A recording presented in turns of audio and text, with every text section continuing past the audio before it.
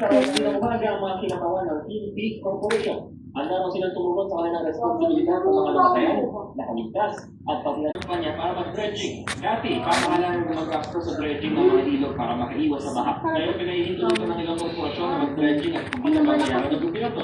Ngayon ba may paano po?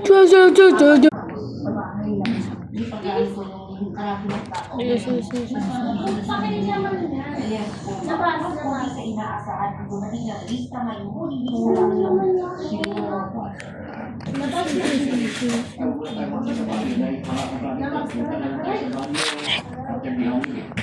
We're expecting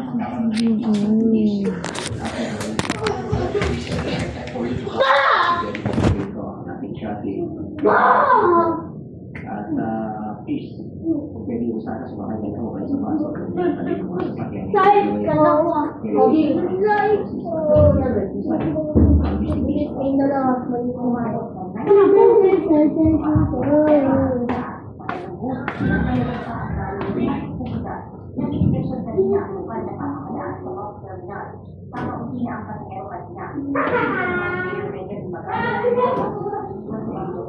Iniusan din ang ilang words na traction gaya ng Lourdes Rojo at komunikasyon with Big House na mas kilala bilang dating Bukong at Hotel.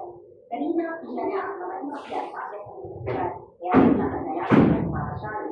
Bukod sa Busanan si Mayor noong pang 1913, inaraan din maraming tipo ang may hawak ng Guinness Records ng pinakamalaki gentleman established sa mundo. Paalala naman sa Minisakya na epektibo pa rin ang number 14 sa Baguio, famous pa rin ang political party sa Kalsada at hindi pa pinigay sa mga puyarsiya.